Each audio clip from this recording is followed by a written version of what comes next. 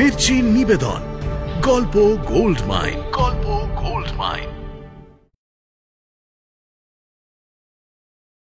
বইটির সত্য আনন্দ publishers private limited কর্তৃক সংরক্ষিত। মদ্যপান, ধূমপান ও মাদক সেবন স্বাস্থ্যের পক্ষে ক্ষতিকর। মির্চি গল্প গোল্ড মাইনে আপনাকে স্বাগত। মণিমাণিক্যে ভরা বাংলা সাহিত্যের কিছু কালোজয়ী উপন্যাস ও গল্প দিয়ে সাজানো আমাদের এই মির্চি গল্প গোল্ড মাইন।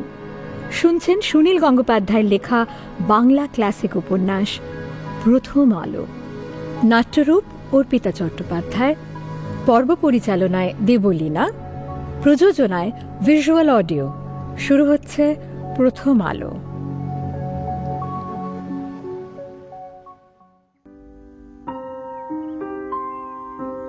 ওরে, সে আর আসবে না? ও রামবাবু, ওই যে ওকে তুই ঝুড়ি করে মাথায় তুলে নিয়ে আসতে পারিস? মিথ্যে হতে পারে না, এবং ক্যান্সার রোগের পরিণাম আমি জানি। শ্রীরামকৃষ্ণের আয়ু ফুরিয়ে এসেছে।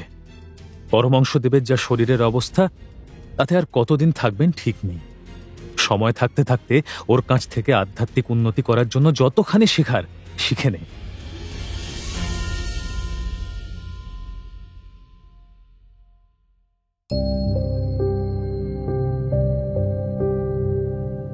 রামকৃষ্ণের শরীর ক্রমশ খারাপ হচ্ছে।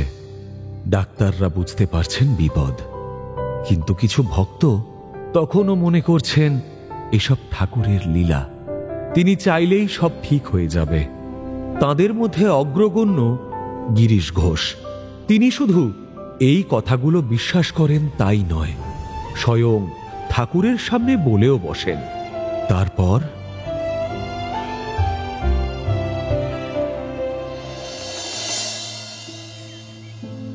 গিরিশের বিশ্বাস শ্রীরামকৃষ্ণ ওষুধ খান শুধু কবিরাজের অহংকার বাড়ানোর জন্য। আসলে তার কোনো রোগী নেই। এ কথা শুনে কোনো উত্তর না দিয়ে রামকৃষ্ণ শুধু নিজের গলায় হাত বোলালেন। তা দেখে গিরিশ আবার চেপে ধরার সুরে বললেন, বলুন, আপনি কেন ওষুধ খান? ঠান্ডা হাওয়া ঢুকছে, উবের জানালাটা বন্ধ করে দাও না গো। মাস্টার বুঝলেন ঠাকুর এসব আলোচনা পছন্দ করছেন না। তিনি এবার জোর করে গিরিশকে নিচে নিয়ে গেলেন। এক একদিন খুবই কাতর হয়ে থাকেন শ্রীরামকৃষ্ণ, আবার মাঝে মাঝে চাঙ্গা হয়ে ওঠেন। সে সাময়িক সুস্থতার সময় ভক্তদের সঙ্গে হাসি ঠাট্টা রসালাপে মেতে ওঠেন। তারই মধ্যে ভাবির ঘোর হয়। 5-6 দিন পর অনেকটা সুস্থ বোধ করে তিনি নিচের বাগানে বেড়াতে যেতে চাইলেন। সে কথা শুনে সকলেরই খুব আনন্দ হলো। গরম বনাতের কালো কোট, মাথা বন্ধ টুপি, মোজা ও চটি জুতো পরে হাতে একটা ছড়ি নিয়ে সিঁড়ি দিয়ে তিনি নেমে এলেন। আর তার পা টলটল করছে না, নিজে নিজে দিব্যি হাঁটতে পারছেন। পেছনে ও দুপাশে ভক্তদের দল। তিনি বাগানে এসে ছড়ি তুলে তুলে এক একটা গাছ দেখাতে লাগলেন। অন্য সকলের চেয়ে তিনি গাছপালা বেশি চেনেন। শীতের মরশুমি ফুলে বাগান ভরে আছে। অন্যদের ছেড়ে একটু এগিয়ে তিনি সেই ফুলের ঝাড়ের মধ্যে গিয়ে দাঁড়ালেন। ভক্তদের দিকে সামনাসামনি ফিরে মধুর হাস্য করতে লাগলেন। সকলেই ভাবল, ইনি যদি প্রতিদিন একবার এমন ভাবে বাগানে বেড়াতে পারেন, তাহলে পুরো সুস্থ হয়ে উঠবেন। কিন্তু সেই দিনই ঠান্ডা লেগে তিনি এমন দুর্বল হয়ে পড়লেন যে বিছানা ছেড়ে আর উঠতেই পারেন না। কাশিও বেড়ে গেল খুব। মাংসের শুরুয়া খাওয়া কিছুদিন বন্ধ ছিল। ডাক্তারের নির্দেশে আবার সেটা শুরু করতে হলো। প্রতিদিন এক ভক্ত আইনসম্মত দোকান থেকে মাংস কিনে আনে। শারদামণি সেই মাংস রান্না করেন। কাঁচা জলে অনেকক্ষণ ফোটে, তাতে কয়েকটা তেজপাতা ও সামান্য মশলা মিশিয়ে একেবারে তুলতুলে সেদ্ধ হলে নামিয়ে ছেঁকে নেওয়া হয়। তারপর সেই জুসটুকু শুধু খেতে দেওয়া হয় রোগীকে। এই অসুখের সময়ে বলতে গেলে প্রথম শারদামণি তার স্বামীর সেবা করার সুযোগ পেয়েছেন। অন্য ভক্তরা উপস্থিত থাকলে তিনি দোতলার ঘরে আসেন না।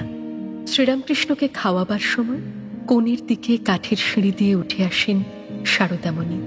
তখন ঘর খালি করে দেওয়া হয়, শুধু পাশে দাঁড়িয়ে থাকে লাটু। শ্রীরামকৃষ্ণের খুব ভাত আর ঝোল খেতে ইচ্ছা করে, কিন্তু এখন আর তা গলা দিয়ে নামে না। সারদামণি জোর করে সেই জুস খাইয়ে দেন। নারী হস্তের এই সেবাটুকু বেশ উপভোগ করেন শ্রীরামকৃষ্ণ। মাঝে মাঝে হিয়ার্কিও করেন স্ত্রীর সঙ্গে। একদিন বললেন, হ্যাঁ গা, তুমি কখনো অষ্টাকষ্টা খেলেছ? সে একরকম গ্রামের কড়ি খেলা। সারদামণি দুদিকে মাথা নাড়লেন। তাতে যুগ বাঁধলে আর সে গুটিদের কাটা যায় না। সেইরূপ ইষ্টের সঙ্গে যুগ বাঁধতে হয়, তাহলে আর ভয় থাকে না। নইলে পাকা গুটি আবার ক্যাচ করে কেটে দেয়। ক্রমশ সারদামণির জড়তা কাটছে। আগে পরপুরুষের সঙ্গে কথাই বলতেন না। এখন নরেন্দ্র, বাবুরাম, রাখাল এসব তরুণ ভক্তদের সঙ্গে তার স্বামীর অসুখ পথ্য নিয়ে তিনি আলোচনা করেন। তার সঙ্গে কথা কয়ে এইসব তরুণেরাও বিস্মিত। এতদিন তাদের মনে হতো নহবতখানায় ঘোমটা টানা নারীটি যেন নেহাতি একটা কাপড়ের পুটুলি। এখন বোঝা যায় এর বেশ ব্যক্তিত্ব আছে, জাগতিক বিষয়ে জ্ঞান ও নিজস্ব মতামত রয়েছে। একদিন একটা দুর্ঘটনা ঘটে গেল। একটা বড় বাটিতে প্রায় 2.5 সের গরম দুধ নিয়ে কাঠের সিঁড়ি দিয়ে উঠছে। হঠাৎ মাথা ঘুরে পড়ে গেলেন সারদামণি। ছিটকে পড়ল বাটিটা, তার এক পায়ের গোড়ালির হাড় ঘুরে গেল। নরেন, বাবুরাম দৌড়ে এসে ধরল তাকে। দারুণ যন্ত্রণা নিয়ে একতলার ঘরে নিজের বিছানায় শুয়ে রইলেন তিনি। স্বামীকে আর খাওয়াতে যেতে পারেন না। শ্রীরামকৃষ্ণ স্ত্রীর খোঁজ খবর নেন আর চিন্তিতভাবে বলেন, তাই তো, এখন কি হবে? কে আমাকে খাওয়াবে? একজন রাঁধুনি নিযুক্ত হয়েছে। নরেন বাবুরামরা খাইয়ে দেয়। শ্রীরামকৃষ্ণের ঠিক তা পছন্দ হয় না। সারদামণি নাকে নথ পরেন। শ্রীরামকৃষ্ণ নিজের নাকের সেই জায়গাটায় হাত দিয়ে রঙ্গ করে বলেন, ওরে, সে আর আসবে না। ও বাবুরাম, তুই ওকে ঝুড়ি করে মাথায় তুলে নিয়ে আসতে পারিস? বাবুরাম নরেন হেসে খুন হয়। কয়েকদিন পর সারদামণির পায়ের ফোলা খানিকটা কমলে নরেনরা তাকে ধরে ধরে ওপরে নিয়ে আসেন। নরেন বলে, এই যে দেখুন এনেছি, এবার ভালো করে খান তো। শ্রীরামকৃষ্ণ যখন রসতামাশা করেন তখন অনেকেই হাসে বটে, কিন্তু ঘর থেকে বেরিয়েই তাদের মুখ থমথমে হয়ে যায়। নরেন অবতার তত্ত্ব মানে না। অন্য অনেকে বিশ্বাস না করলেও নরেন বিশ্বাস করে যে পরমংশদেবের এই রোগের নাম ক্যান্সার। ডাক্তার মহেন্দ্রলাল সরকারের মতন অভিজ্ঞ চিকিৎসকের মতামত মিথ্যে হতে পারে না, এবং ক্যান্সার রোগের পরিণাম আমি জানি। শ্রীরামকৃষ্ণের আয়ু ফুরিয়ে এসেছে। আইন পরীক্ষার জন্য বইপত্র এনেছে বটে নরেন, কিন্তু কিছুতেই তার মন বসে না। দোতলার ঘরের ওই প্রিয় মানুষটির রোগ যন্ত্রণার কথা মনে পড়লেই বুকের মধ্যে তোলপাড় শুরু হয়ে যায়। উনি আর থাকবেন না, এই যে বিশ্বাসই করা যায় না। এই চিন্তা ভোলার জন্য বইয়ের পৃষ্ঠা কোনো সাহায্য করে না, বরং গান বাজনা আড্ডা গল্প নিয়ে মাতামাতি ভালো লাগে। একখানা ঘরের মেঝেতে শতরঞ্চি পেতে 8-10 জন শোয়ে নিজেদের মধ্যে খুনসুটি করে। এক এক সময় খুব দাপাদাপি শুরু হয়ে যায়। তাই ঘরটার নাম দেওয়া হয়েছে দানাদের ঘর। মাঝে মাঝে নিজের বাড়ি ঘুরে আসে নরেন। ধারধর করে সংসার খরচ দেয়, মাকে খুশি রাখার চেষ্টা করে, কিন্তু ক্রমশই সংসার থেকে তার মন বিযুক্ত হয়ে যাচ্ছে। এখানে শ্রীরামকৃষ্ণের সাহচর্যে অন্য ভক্তদের সঙ্গে থেকেই সে বেশি তৃপ্তি পায়। মাঝে মাঝে সে চিন্তা করে, এরকম দুনৌকোয় পা দিয়ে কতদিন চলবে? আগে ভেবেছিলাম ওকালতি পাশ করে কিছুদিন প্র্যাকটিস জমিয়ে বেশ কিছু টাকা উপার্জন করব, ছোট ভাই দুটিকে দাঁড় করিয়ে দিয়ে ওদের হাতে সংসারের হাল তুলে দিয়ে বেরিয়ে আসব। কিন্তু এইভাবে কি ত্যাগ হয়? এমন অঙ্ক কষে কি বৈরাগ্যের দীক্ষা নেওয়া যায়? খাবার সঙ্গে সঙ্গে মনে পড়ে মায়ের মুখ। কখনো কখনো জোর করে প্রায় কানে তুলো গোজার মতন অন্য কিচ্ছু না শুনে জেদ নিয়ে পড়াশুনো শুরু করে দেয়। 2-3 দিন আর উপরের তলায় যায় না। শ্রীরামকৃষ্ণ উতলা হয়ে ওঠেন, বারবার জিজ্ঞাসা করেন, নরেন কোথায়? নরেন কোথায়? বাবুরাম, রাখালরা জোর করে নরেনের পড়া ছাড়িয়ে তাকে টেনে নিয়ে আসে উপরে। তাকে দেখে শ্রীরামকৃষ্ণ জিজ্ঞেস করেন, কি রে, তুই আমাকে দেখতে আসিস না কেন? সামনে আমার বিএল পরীক্ষা, প্রস্তুত হতে হবে না? এমনি এমনি পাশ করা যায়? তুই উকিল হবি? তাহলে আর কোনোদিন আমি তোর হাতের ছোঁয়া খাবো না। নরেন মুখ তুলে কিছুক্ষণ তাকিয়ে থাকে, তারপর হাসে। যা, মুক্তি মুক্তি, আর দ্বিধার প্রশ্ন নেই। নরেন দৌড়ে নিচে চলে আসে, বই খাতা সব ছুঁড়িয়ে ছুঁড়ে ফেলে দেয়, নাচতে থাকে মনের আনন্দে। এ দেশ থেকে একজন উকিল কমে গেলে কারুর কোনো ক্ষতি হবে না। রাত্রিবেলা সবাই যখন ঘুমিয়ে পড়েছে, নরেন হঠাৎ উঠে বসল। ঘরের মধ্যে তার ভালো লাগছে না। আরো 2-4 জনকে ডেকে তুলে বলল, চল, বাইরে হাঁটতে যাবি? বেড়াতে বেড়াতে তামাক খাবো। শরৎ, গোপাল এরকম আরো কয়েকজন রাজি হয়ে যায়। থেলো হুকোতে তামাক ধরানো হলো। হাতে হাতে ঘুরতে লাগলো সেই হুকো। শীতের নিশুতি রাত, ওদের সঙ্গে কোনো উষ্ণ বস্ত্র নেই, তাতেও গ্রাহ্য নেই। হুঁকো টানতে টানতে বাগানের মধ্যে এসে নরেন গম্ভীর গলায় বলল, দেখ, পরমংশদেবের যা শরীরের অবস্থা, তাতে আর কতদিন থাকবেন ঠিক নেই। সময় থাকতে থাকতে ওর কাছ থেকে আধ্যাত্মিক উন্নতি করার জন্য যতখানি শেখার শিখে নে। উনি চলে গেলে আর অনুতাপের শেষ থাকবে না। দিন দিন আমরা বাসনা জালে জড়িয়ে পড়ছি। এই এই এই বাসনাতেই সর্বনাশ। বাসনা ত্যাগ কর, বুঝলি? বাসনা ত্যাগ কর। একটা গাছতলায় এসে বসল নরেন। কাছাকাছি অনেক শুকনো ডাল ও পাতা পড়ে আছে। কেউ যেন একটা স্তূপ বানিয়ে রেখেছে। নরেন সেই দিকে চেয়ে থেকে বলল, এটাতে আগুন ধরিয়ে দে। ওই সাধুরা যেমন ধুনি জ্বালায়, আমরাও ধুনি জ্বালিয়ে অন্তরের সুপ্ত বাসনাগুলি পোড়াবো। দপ করে জ্বলে উঠল আগুন। গোল হয়ে ঘিরে বসল কজন তরুণ। আগুনের আঁচে শীতের আরাম হয়। ওরা আরো কাঠ কুটো টেনে টেনে আনে। অগ্নয়ে স্বাহা বলে ছুঁড়ে ছুঁড়ে দেয়। নরেন এক একটা ডাল ছড়ে আর বলে, এই আমাদের বাসনা, এই আমাদের বাসনা। যাক, উড়ে যাক, অন্তরটা শুদ্ধ হোক।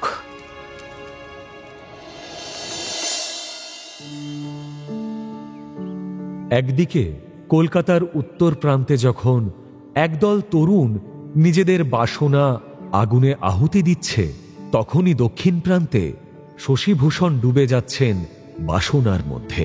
তাঁর এখন প্রায় উন্মাদের মতন দশা।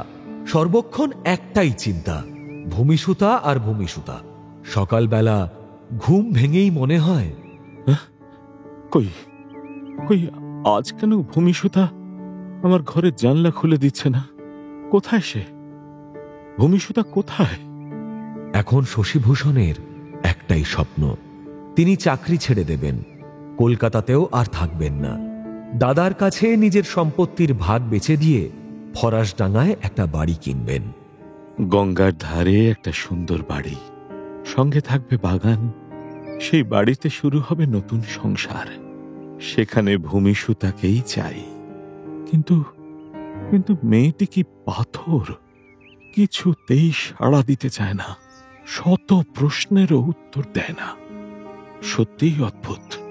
আমি তাকে দাসিত্ব থেকে মুক্তি দিতে চেয়েছি, কোনো অসম্মানজনক প্রস্তাবও দিইনি। বিয়ে করবার সংকল্প জানিয়েছি। একটি মেয়ে এর চেয়ে আর বেশি কি আশা করতে পারে? আমি ওর জাতি, গোত্র, পিতৃপরিচয় নিয়েও মাথা ঘামাইনি। এতখানি উদারতার মূল্যও কি বোঝে না ভূমিসুতা? সে তো বুদ্ধিহীনাও নয়। ভূমিসুতার সামনে এখন দুটি মাত্র পথ খোলা আছে। মহারাজের ইচ্ছা অনুসারে ভূমিসুতাকে ত্রিপুরা গিয়ে রাজপ্রাসাদে বন্দিনী হতে হবে, অথবা শশীভূষণের সঙ্গে চলে যেতে হবে কলকাতা ছেড়ে। যদি মহারাজের শয্যা সঙ্গিনী হবার লোভ থাকত তার, তাহলেও না হয় তার এই অসাড়তার অর্থ বোঝা যেত। কিন্তু ত্রিপুরায় যাবার প্রসঙ্গ উঠলেই ভূমিসুতা প্রবলভাবে মাথা নাড়ে, অথচ শশীভূষণের প্রস্তাবে সে চুপ করে থাকে, একেবারে নিথর, মুখে যেন কুলুপাঁটা। এদিকে সময় যে পার হয়ে যাচ্ছে দ্রুত। ত্রিপুরায় ফিরে যাওয়ার প্রস্তুতি প্রায় সম্পূর্ণ হয়ে এসেছে। বাঁধা ছাঁদা হচ্ছে লটবহর। মহারাজ ভূমিসুতার কথা প্রায় উল্লেখ করেন। রানী মনোমোহিনীর কাছ থেকে নিশ্চয়ই শুনেছেন যে ভূমিসুতা আর অসুস্থ নয়, কিন্তু এখনই তার গান শোনার জন্য পীড়াপিড়ি করেননি। তিনি ব্যস্ত রয়েছেন। প্রত্যেক দিনই দেখা করতে আসছে বহু মানুষ। দু একটি থিয়েটার দেখে যাওয়ার জন্য মহারাজ যাবার দিন আবার পিছিয়ে দিয়েছেন। কিন্তু তাও বা আর কদিন?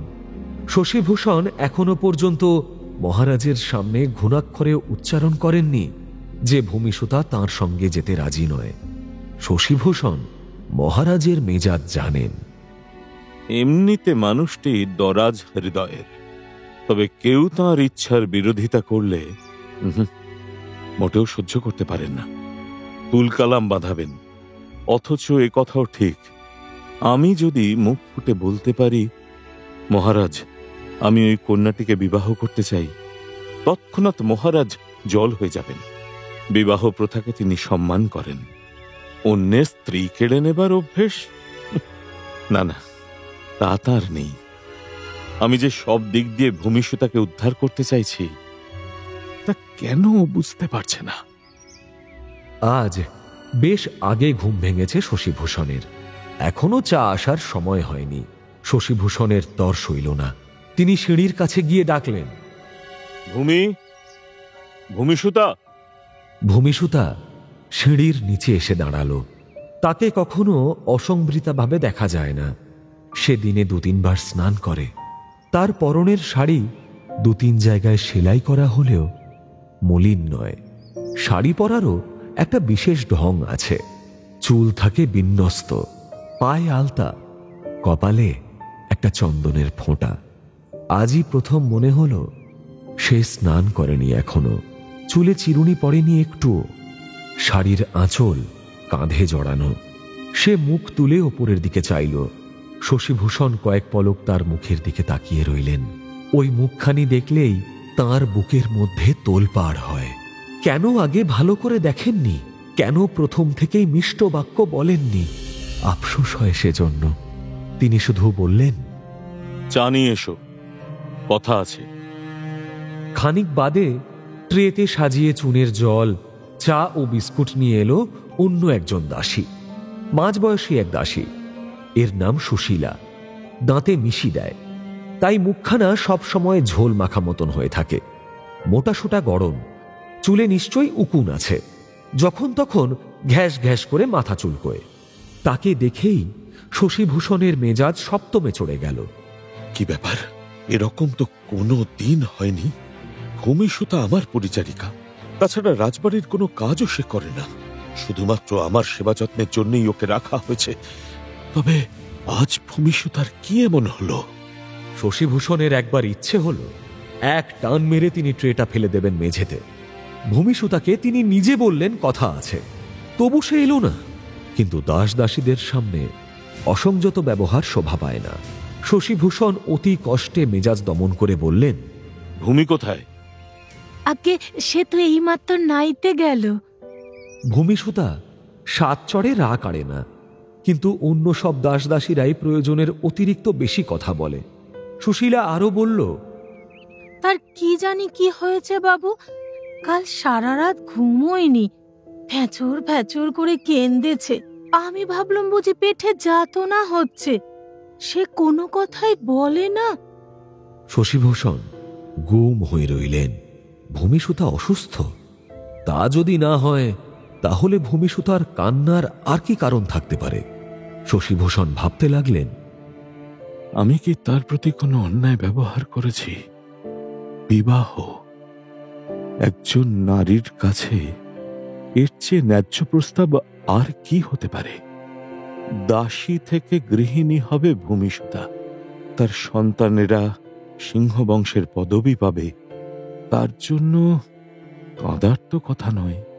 শশীভূষণ একবার জানলার কাছে দাঁড়ালেন, একবার নেমে গেলেন বাগানে। তার শরীরের মধ্যে এক দারুণ অস্থিরতা। এই সকালে ভৃত্যমহলে গিয়ে ভূমিসুতার খোঁজ খবর নেওয়া কি ভালো দেখায় নাকি ভালো দেখাবে? বেলা বাড়লে ভূমিসুতা সত্যি অসুস্থ কিনা ঠিক জানা যাবে। আচ্ছা, যদি সে অসুস্থ হয় তাহলে তাহলে সে স্নান করবে কেন? যেদিন থেকে শশীভূষণ ভূমিসুতাকে আর দাসী মনে করেন না, সেদিন থেকে তিনি নিচের মহলে যেতে সংকোচ বোধ করেন। অন্ধকার স্যাঁতস্যাঁতে ঘর, ছেঁড়া ঝুলি ঝুলি মাদুর কাঁথার বিছানা, ওই পরিবেশে তিনি ভূমিসুতাকে দেখতে চান না আর। ফরাসডাঙ্গার বাড়িতে তিনি ভূমিসুতার জন্য মেহগনি কাঠের পালঙ্ক আনবেন। শশীভূষণ গিয়ে বড় আয়নাটার সামনে দাঁড়ালেন, হাত বুলোতে লাগলেন নিজের চিবুকে ও বক্ষে। বহুদিন এ শরীরে কোনো নরম হাতের স্পর্শ লাগেনি। লোকে তাকে সুপুরুষই বলে। তাঁদের বংশের সব পুরুষরাই দীর্ঘকায়, গৌরবর্ণ। শশীভূষণ একসময় ঘোড়ায় চেপে বন্দুক হাতে শিকার করতেন। তাঁর স্বাস্থ্য মজবুত। ভূমিসুতার পক্ষে তাকে অপছন্দ করার কোনো কারণ থাকতে পারে কি? তার চেয়ে অনেক বেশি বয়সের লোকেরা দ্বিতীয় বিবাহ করে। শশীভূষণ আশা করেছিলেন ভূমিসুতা নিশ্চিত তাঁর জল খাবার দিতে আসবে, কিন্তু তার আগেই মহারাজের কাছ থেকে তার ডাক এলো। এর মধ্যেই মহারাজ বীরচন্দ্র মাণিক্য সেজে গুজে তৈরি হয়ে বসে তৃতীয় পেয়ালা চা খাচ্ছেন। মুখ দেখেই বোঝা যায় মন বেশ প্রফুল্ল। আজ তিনি হ্যামিল্টনের দোকানে বন্দুক দেখতে যাবেন।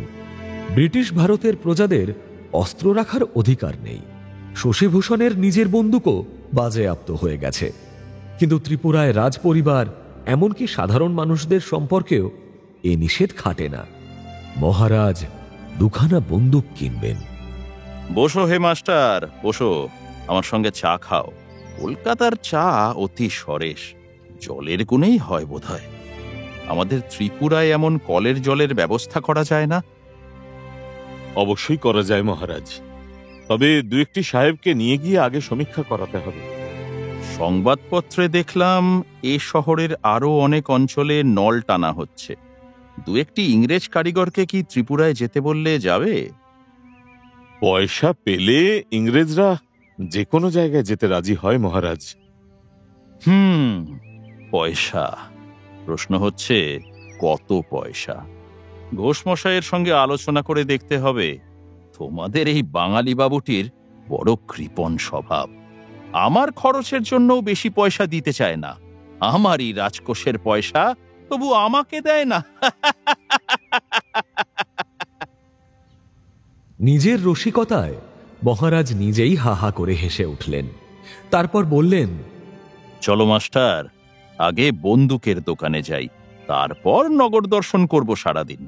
আগরতলায় নতুন রাজধানী গড়ার ইচ্ছে আছে আমার। এখানকার রাস্তাঘাটের নকশা জোগাড় করে নিও তো। শশীভূষণ ভাবলেন, এই মুহূর্তে তিনি যদি বলেন যে তিনি চাকরি ছেড়ে দিচ্ছেন, তাহলে মহারাজের মুখের অবস্থা কিরকম হবে। মহারাজ অবশ্য আগাগোড়াই তাঁর সঙ্গে সহৃদয় ব্যবহার করে এসেছেন। খুব বেশি আনুষ্ঠানিকতা পছন্দ করেন না তিনি। প্রত্যেকবার সাড়ম্বরে তাঁর জয় ঘোষণা করে প্রণাম জানাতে গেলে তিনি হাত তুলে বাধা দিয়ে বলেন, আরে থাক থাক, অত দরকার নেই। শশীভূষণ একেবারে বিনা কারণে পদত্যাগ করতে চাইলে তিনি হতভম্ব হয়ে যাবেন নিশ্চয়ই। তবু বলতেই হবে দু একদিনের মধ্যেই। বন্দুকের দোকান, হোয়াইটফে ল্যাডল, হক সাহেবের বাজার ঘুরে ক্লান্ত হয়ে মহারাজ উইলসন হোটেলে খেতে এলেন। সেখানে গুরু ভোজন হয়ে গেল। এখন তিনি গঙ্গার ধারে কিছুক্ষণ বায়ু সেবন করতে চান। জুড়ি গাড়ি এসে থামল আরমানি ঘাটে। ছড়ি হাতে নিয়ে পাইচারি করতে লাগলেন মহারাজ। এখন গঙ্গার বুকে অনেক কলের জাহাজ দেখা যায়। সাধারণ জল ফুটিয়ে বাষ্প সেই বাষ্পের কি তেজ! বড় বড় জাহাজ টেনে নিয়ে যাচ্ছে। বাষ্পই যেন এই যুগে সেই আলাদিনের কলসির দৈত্য। মেঘলা দিন, গঙ্গার ধারে অনেকেই বেড়াতে এসেছে। অনেক উচ্চপদস্থ ইংরেজের নিজস্ব বজরা বাঁধা আছে বিভিন্ন ঘাটে। কোনো কোনো চলন্ত বজরার ছাদে তরুণী মেম সাহেবরা দাঁড়িয়ে আছে, হাতে তাদের রঙিন ছাতা। এমন লোকচক্ষুর সামনে ভারতীয় মেয়েরা দাঁড়াতে পারে না। শশীভূষণ যাই দেখছেন তাতেই তার মনে পড়ছে ভূমিসুতার কথা। চন্দননগরে তাঁর বাড়ির সামনেও বজরা বাঁধা থাকবে। বিকেলবেলা তিনি ভূমিসুতাকে নিয়ে ভেসে পড়বেন। একসময় মহারাজ বললেন, আহ, কি অপূর্ব নদী! পতিত উদ্ধারিণী জাহ্নবী। দেখো মাস্টার, কত নদী তো দেখলাম, কিন্তু গঙ্গার মতন এমন স্নিগ্ধ বাতাস আর কোনো নদী দিতে পারে না। আচ্ছা, এই গঙ্গার একটা ধারা আমাদের ত্রিপুরায় টেনে নিয়ে যাওয়া যায় না? এরকম কথা শুনে শশীভূষণ হাস্য সংবরণ করতে পারলেন না। তিনি বললেন, মহারাজ, আমার মনে হয় তার চেয়ে ত্রিপুরার একটি পাহাড় এই সমতলে টেনে আনা অনেক সোজা। বাংলায় অনেক পাহাড় আছে, ওদিকে চট্টগ্রাম, এদিকে দার্জিলিং। তোমাদের পাহাড় দরকার কি? কিন্তু গঙ্গার মতন একটি নদী আমাদের বড় প্রয়োজন। যা কিছু সুন্দর, যা কিছু পবিত্র, তা সব দিয়ে আমার ত্রিপুরাকে সাজাতে ইচ্ছে করে। আর একটুখানি যাওয়ার পর মহারাজ হঠাৎ থেমে গিয়ে শশীভূষণের দিকে ফিরে বললেন, আমার স্বাদ হয় কি জানো, মৃত্যুর পরেও যেন এই গঙ্গা তীরেই থাকি। মাস্টার, আমি মরলে এই গঙ্গার ধারে আমাকে দাহ করো। এরকম কথার উত্তরে যা বলতে হয়, শশীভূষণ সেটা জোর দিয়ে বললেন। মহারাজ, মৃত্যুর কথা এখনই মনে আনছেন কেন? আপনি তো যুবকের মতন স্বাস্থ্যবান। এখনো ভোগ বিলাস অনেক বাকি আছে। অনেক কিছুই আঁকড়ে ধরতে চাই, নিজের অধিকার এক বিন্দু ছাড়তে চাই না, এ সবই ঠিক। তবু মাঝে মাঝে মৃত্যুর ছায়া দেখতে পাবো না এমন নির্বোধ আমি নই। কার কখন সময় ফুরিয়ে যায় কে বলতে পারে। এ কথার মুখে কোনো উত্তর না দিলেও শশীভূষণ মনে মনে বললেন, আপনার যবেই মৃত্যু হোক, আমি তখন ধারে কাছে থাকবো না। আপনার সঙ্গে আমার সব সম্পর্ক শেষ হতে চলেছে। আমি ভূমিসুতাকে নিয়ে অন্য জায়গায় ঘর বাঁধব। ফিরতে ফিরতে সন্ধে হয়ে গেল। একটু পরে রানী মনোমোহিনীকে নিয়ে মহারাজ গিরিশ ঘোষের প্রভাসযোগ্য নাটক দেখতে যাবেন। শশীভূষণ তাতে সঙ্গী হবেন না। নিজের ঘরে এসেই শশীভূষণ ভূমিসুতার নাম ধরে ডাকতে লাগলেন, ভূমি, ভূমি। এবারে ভূমিসুতা নিজেই রেকাবিতে জলখাবার নিয়ে এলো। একটা ধবধবে সাদা শাড়ি পরা, চুল খোলা। শশীভূষণ লক্ষ্য করলেন আজ সে পায়ে আলতা দেয়নি, কপালে চন্দনের ফোঁটা নেই, চক্ষু দুটি থমথমে। হঠাৎ দেখলে তাকে বিধবা বালা বলে মনে হয়। শশীভূষণ গম্ভীরভাবে জিজ্ঞেস করলেন, তুমি নাকি কাল সারা রাত কেঁদেছ? কি হয়েছে তোমার? কোনো অসুখ? ভূমিসুতা আস্তে আস্তে মাথা নেড়ে চোখ নত করে বলল, কিছু হয়নি। তবে কেঁদেছ কেন? আচ্ছা, কেউ কি তোমাকে কোনো কটু কথা বলেছে? না, আমি আপনার জন্য জল নিয়ে আসি। না, কিচ্ছু আনতে হবে না, তুমি বসো। তোমার সঙ্গে আমার অনেক কথা আছে, আজ সব কথা শেষ করে দিতে হবে। বসো। ভূমি অনেকখানি দূরত্বে মেঝের ওপর বসে পড়ল। শশীভূষণ প্রায় ধমকের সুরে বললেন, আরে ওখানে নয়, ওই চেয়ারে উঠে বসো। এসো। কি হলো, উঠে বসো। ভূমিসুতা উঠল বটে, কিন্তু চেয়ারে বসল না, দাঁড়ালো চেয়ারটির পিছনে। শোনো ভূমি, তোমাকে আমি সমমর্যাদা দিতে চাই, কিন্তু তুমি কেন তা নেবে না? কেন তা বুঝতে চাইছো না বলো তো? না না, আজ এইভাবে চুপ করে থাকলে তোমার চলবে না। তোমায় আজ উত্তর দিতেই হবে। আমি এর যোগ্য নই। কে বলেছে? কে বলেছে যে তুমি এর যোগ্য নও? তুমি অসাধারণ। আচ্ছা, একটা কথা সত্যি করে বলো তো, আমাকে কি তোমার মন্দ লোক বলে মনে হয়? তুমি কি ভাবো আমার কিছু কুঅভিসন্ধি আছে? হ্যাঁ, বলো, কি হলো? বলো কিছু। না না, আপনি মহৎ। তবে তবে কেন তুমি আমার ডাকে সাড়া দিচ্ছ না ভূমি? তুমি বুঝতে পারো না? বুঝতে পারো না আমি তোমাকে চাই, আর কতখানি চাই? আর কোন নারীকে আমি এমন ভাবে চাইনি।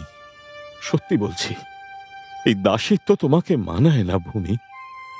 তুমি আমার জীবন সঙ্গিনী হবে, তুমি তা চাও না কেন? ভূমিষ্ঠতা চুপ করে রইল।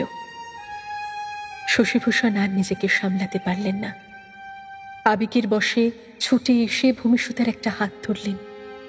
বিদ্যুৎ পৃষ্ঠের মতন কেঁপে উঠে ভূমিষ্ঠতা হাত ছাড়িয়ে নিল।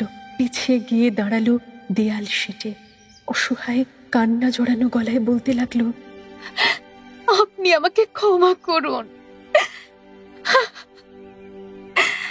আপনি আমাকে ক্ষমা করুন।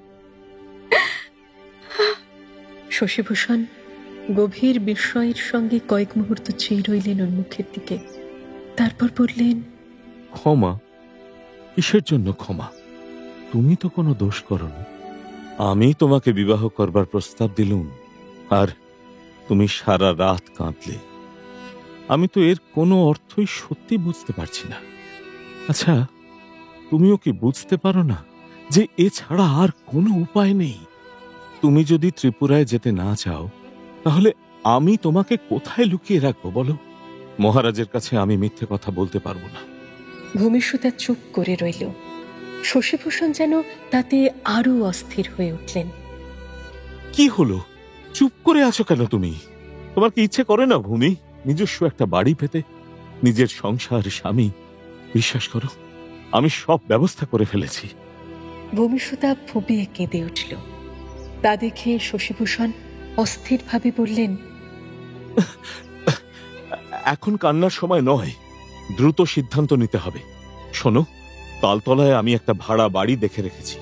সেখানে গিয়ে কয়েকদিনের মধ্যে বিবাহটা প্রথমে সেরে নিতে হবে। তারপর আমরা চলে যাব চন্দননগর। আমি বলছি, সে জায়গাটা তোমার খুব পছন্দ হবে, দেখো।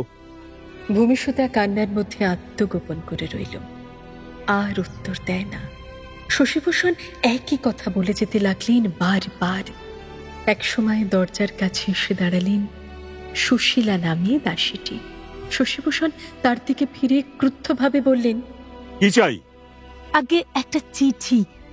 পুরুতমশাই বললেন তোমাদের এখানে ভূমিষ্ঠতা নামে কে আছে, তাকে এই চিঠিখানা দিও আজই। আমি সেই তখন থেকে খোঁজে মরছি। ভূমিষ্ঠতার নামে চিঠি শুনে শশীভূষণের ভ্রুকুঞ্চিত হয়ে উঠল।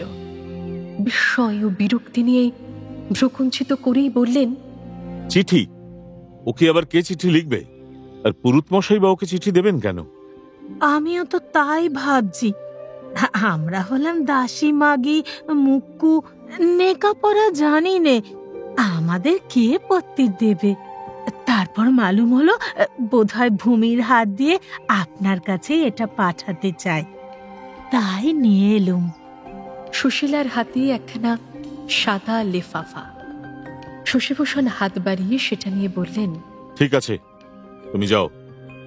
খামের ওপর কোনো নাম লেখা নেই, মুখটা গঁদ দিয়ে সাঁটা।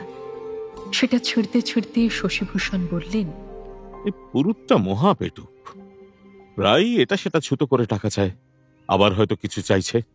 চিঠির সম্বোধন ও লেখকের নাম আগে দেখলেন তিনি। যেন বজ্রপাত হল। শশীভূষণের চিন্তা একমুখী ছিল, কিন্তু বিবাহের প্রস্তাব দিয়েছেন সেই তো যথেষ্ট। ভবিষ্যতের আপত্তির কোনো কারণই তিনি খুঁজে পাননি। অন্য কোনো দিকের কথা তার মাথাতেই আসেনি একবারও। তিনি হতবুদ্ধির মতন ধপ করে পালঙ্কে বসে পড়ে অস্ফুট স্বরে বললেন,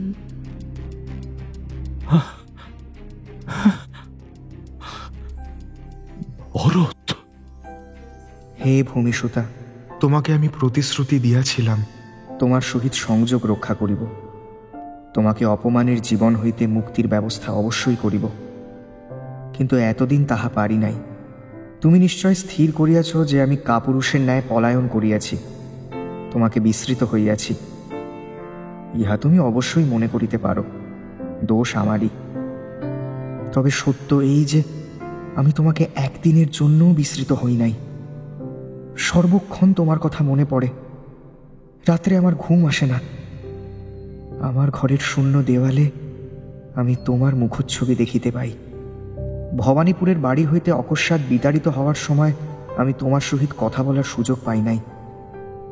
পূজনীয় মাস্টার মহাশয়কে আমি সংকোচ বশে জানাইতে পারি নাই কিছু। কিন্তু তুমি এখন যে রাজবাড়িতে আছো তাহা আমি বিলক্ষণ জানি। কিন্তু কোনো বিশেষ কারণবশত ওই বাড়ির ত্রিসীমানায় আমার যাইবার উপায় নেই। কারণটি তোমাকে এখন বলিতে পারিব না, কিন্তু কিন্তু তুমি বিশ্বাস করিও, তোমার প্রতীক্ষাতেই আমার প্রতিটি দিন কাটে। খবর পাইয়াছি মহারাজ শীঘ্রই ত্রিপুরায় ফিরিবেন। তুমি কোনো ক্রমেই ত্রিপুরায় যাইতে সম্মত হইও না, তা হইলে তোমার সহিত আমার চিরবিচ্ছেদ ঘটিবে। আমি কোনো ক্রমেই তাহা সহিতে পারিব না। মহারাজ চলিয়া গেলে আমি তোমার সহিত সাক্ষাৎ করিতে পারিব।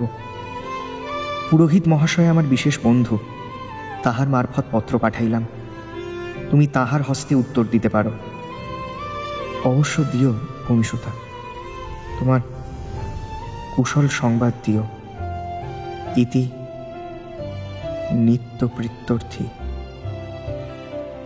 চিঠিখানা পাঠ শেষ করার পর দাঁতে দাঁত চেপে শশীভূষণ শুধু বললেন, ভরত। তাঁর সমস্ত শরীরে আগুনের মতো ছড়িয়ে পড়েছে ক্রোধ। তাঁর এমন প্রিয় একটা স্বপ্ন তছনছ করে দিতে চায় ভরত। কে ভরত? ভরতটা কে?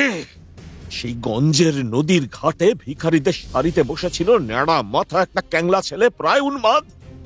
এই আমি যদি সেখান থেকে তাকে তুলে নিয়ে না আসতাম, তাহলে কোথায় থাকতো ভরত? কলকাতায় কে তাকে আশ্রয় দিত? এখনো সে এই শশীভূষণের দেওয়া মাসোহারায় টিকে আছে। সামান্য একটা পরগাছা হয়ে সে ভূমিসুতার মতন একটি রমণী রত্নকে পেতে চায়। বন্দরের গলায় মুক্তোর মালা। জ্বলন্ত চোখে চেয়ে শশীভূষণ বললেন, এর জন্য তুমি আমার কথায় রাজি হওনি? আর এর জন্য তুমি কেঁদে ভাসাচ্ছিলে? ভূমিসুতা উত্তর না দিয়ে লুব্ধ দৃষ্টিতে শশীভূষণের হাতের চিঠিখানির দিকে চেয়ে রইল। নারীর প্রতি আকর্ষণ এমনই তীব্র যে ভরতের প্রতি শশীভূষণের সব স্নেহ মমতা যেন মুছে গেছে। তিনি মহারাজ বীরচন্দ্রকে নিজের প্রতিদ্বন্দ্বী ভেবেছিলেন। মহারাজের লালসার গ্রাস থেকে ভূমিসুতাকে ছিনিয়ে নেবার জন্য সব রকমভাবে প্রস্তুত ছিলেন। হঠাৎ ভরতের মতন একটা নগণ্য প্রাণীর মাঝখানে এসে পড়াটা তিনি মাছি তাড়ানোর মতন উড়িয়ে দিতে চান। ভরত তাঁর কথায় উঠে বসে। ভরতকে তিনি পুনর্জীবন দিয়েছেন। তাকে এক ধমক দিলে সে আর জীবনে ভূমিসুতার দিকে ফিরে চাইবে না। তাঁর চন্দননগরের বাড়ির স্বপ্ন কিছুতেই নষ্ট হতে পারে না। ভূমিসুতাকে তাঁর চাই। তিনি বললেন, আচ্ছা, তুমি কি পাগল হয়েছ ভূমি? ভরতের উপর তুমি নির্ভর করছিলে? ওর কি ক্ষমতা আছে বলো? নিজেরই চাল চুলো ঠিক নেই, ও তোমাকে কোথায় আশ্রয় দেবে? বলো, কোথায় আশ্রয় দেবে? আমি সাহায্য না করলে ও তো কালই আবার পথের ভিখিরি হয়ে যাবে। এখনো পড়েনি ভূমিসুতা, কিন্তু ভরত তাকে চিঠি লিখেছে। এটা জানার পরই তার মুখ চোখ অনেক বদলে গেছে। অসহায় কান্না কান্না ভাবটা আর নেই। এখন সে স্পষ্ট চোখে শশীভূষণের দিকে তাকিয়ে আছে। এখন তার নীরবতার মধ্যেও রয়েছে দৃঢ় প্রতিবাদ। শোনো, ভরত কোনোদিনও আমার অবাধ্য হবে না। আমি যদি আদেশ করি, সে তোমাকে পা ধোয়ার জল ঢেলে দেবে, মাটিতে মাথা ঠেকিয়ে তোমাকে প্রণাম পর্যন্ত করবে। কথাগুলো বলতে বলতে চিঠিখানা দুমড়ে মুচড়ে মাটিতে ছুঁড়ে দিয়ে তিনি আবার বললেন, ভরত কেউ না, ওসব ভুলে যাও। শোনো ভূমিসুতা, তুমি আর আমি যে নতুন জীবন শুরু করব, সেখানে ভরতের কোনো স্থান নেই। শুনছো তুমি? সেখানে ভরতের কোনো স্থান নেই। ভুলে যাও ওকে, একেবারে ভুলে যাও। কিন্তু ভূমিসুতা সে কথায় কান না দিয়ে প্রায় ঝাঁপিয়ে পড়ে তুলে নিল চিঠিখানা। দুহাতের মুঠিতে ধরে নিজের বুকে ঠেকিয়ে রাখল। তার চোখে মুখে ফুটে উঠছে ভালোবাসার প্রত্যয়। এক অদ্ভুত মোড়ে এসে দাঁড়ালো ভূমিসুতার জীবন। ভরত ভূমিসুতার প্রেম কি পরিণতি পাবে? ওদিকে রামকৃষ্ণ ঠাকুরের শরীর ক্রমশ খারাপ হচ্ছে। শেষ পর্যন্ত কি হবে তার?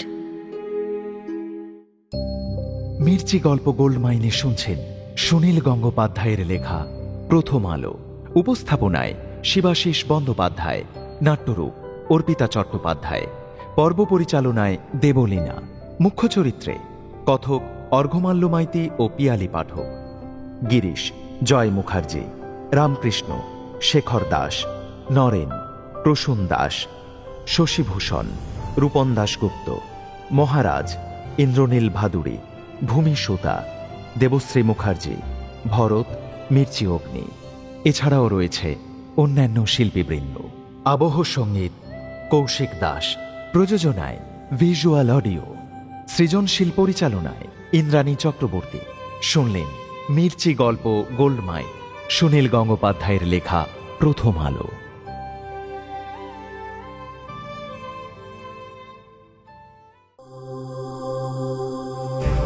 মির্চি নিবেদন গল্প গোল্ড মাইন। গল্প গোল্ড মাইন।